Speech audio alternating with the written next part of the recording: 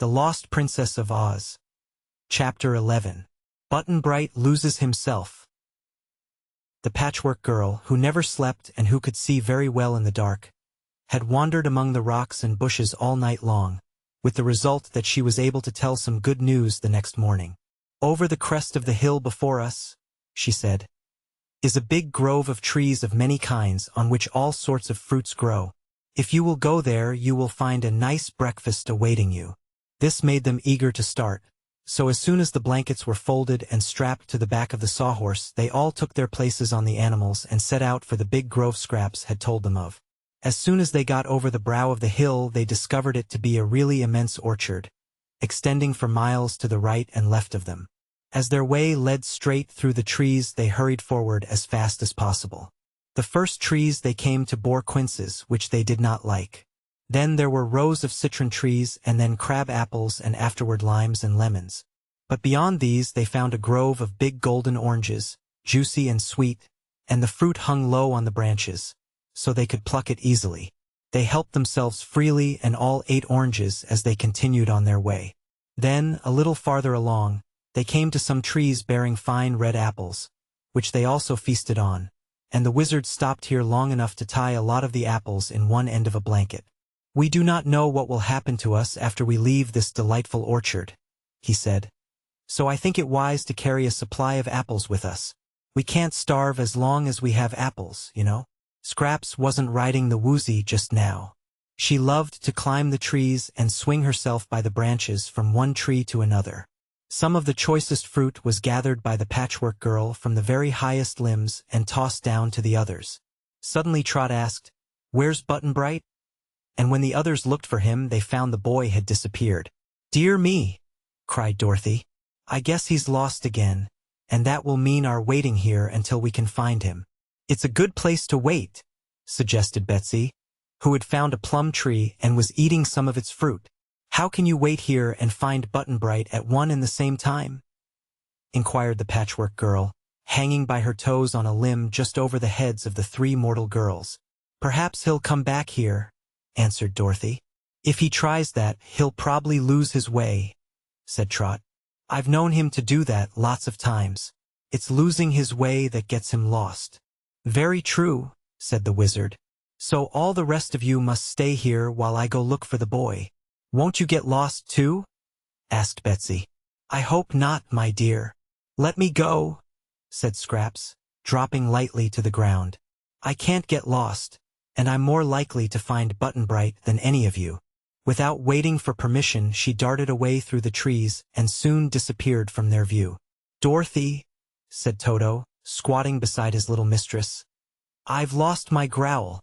"How did that happen?" she asked. "I don't know," replied Toto. "Yesterday morning the woozy nearly stepped on me, and I tried to growl at him and found I couldn't growl a bit." "Can you bark?" inquired Dorothy. "Oh, yes, indeed." "Then never mind the growl," said she.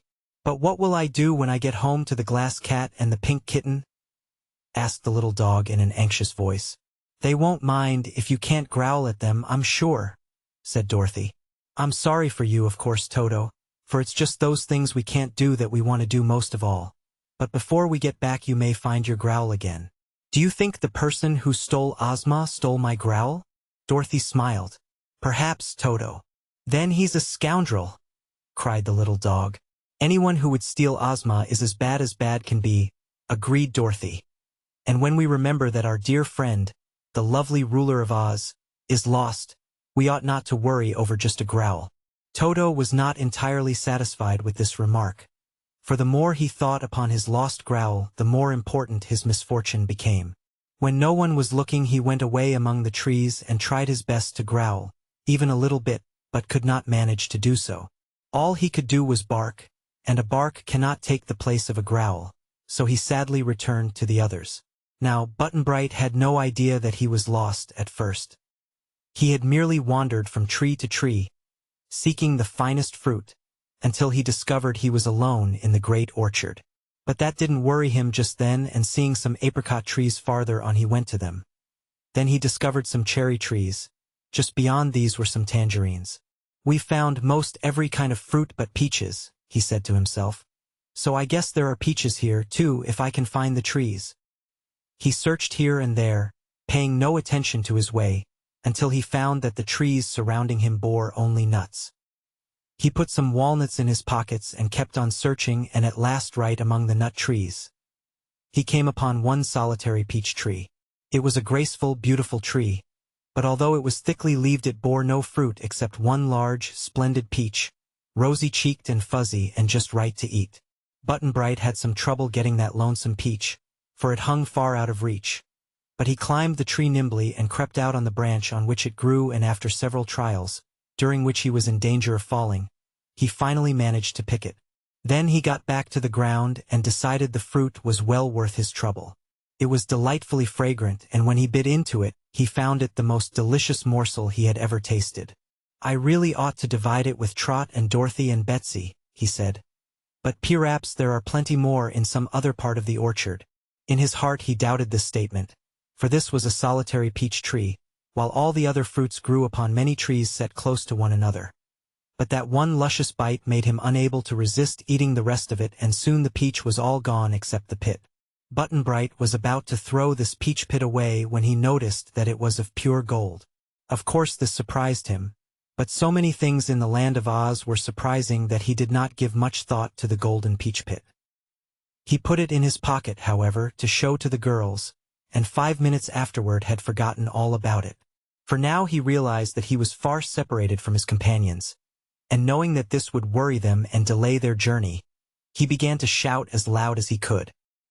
His voice did not penetrate very far among all those trees, and after shouting a dozen times and getting no answer, he sat down on the ground and said, "Well, I'm lost again. It's too bad, but I don't see how it can be helped."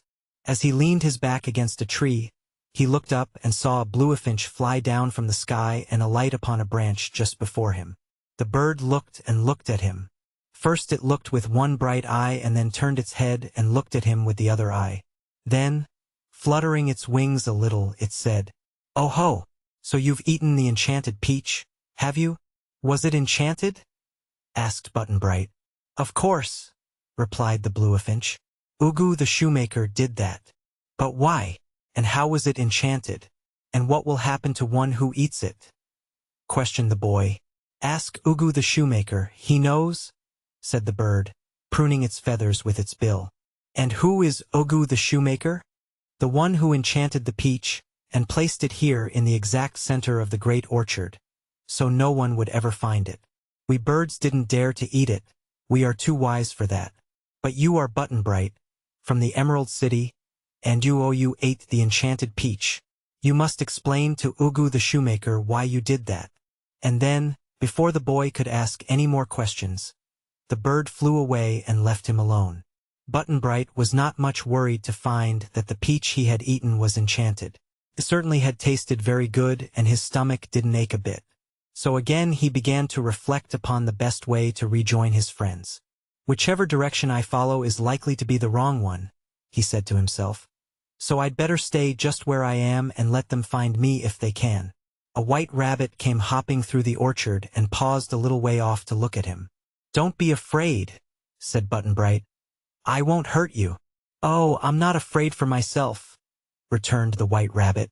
"It's you I'm worried about." "Yes, I'm lost," said the boy. "I fear you are, indeed," answered the rabbit.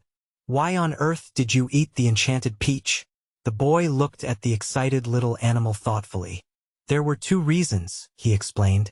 "One reason was that I like peaches, and the other reason was that I didn't know it was enchanted." "That won't save you from Ugu the shoemaker," declared the white rabbit, and it scurried away before the boy could ask any more questions. Rabbits and birds, he thought, are timid creatures and seem afraid of this shoemaker, whoever he may be. If there was another peach half as good as that other, I'd eat it in spite of a dozen enchantments or 100 shoemakers. Just then Scraps came dancing along and saw him sitting at the foot of the tree. "Oh, here you are," she said. "Up to your old tricks, eh? Don't you know it's impolite to get lost and keep everybody waiting for you? Come along, and I'll lead you back to Dorothy and the others." Button-Bright rose slowly to accompany her. "That wasn't much of a loss," he said cheerfully. "I haven't been gone half a day, so there's no harm done. Dorothy, however, when the boy rejoined the party, gave him a good scolding. "When we're doing such an important thing as searching for Ozma," said she, "it's naughty for you to wander away and keep us from getting on. S'pose she's a pretty in a dungeon cell. Do you want to keep our dear Ozma there any longer than we can help? If she's in a dungeon cell, how are you going to get her out?" inquired the boy.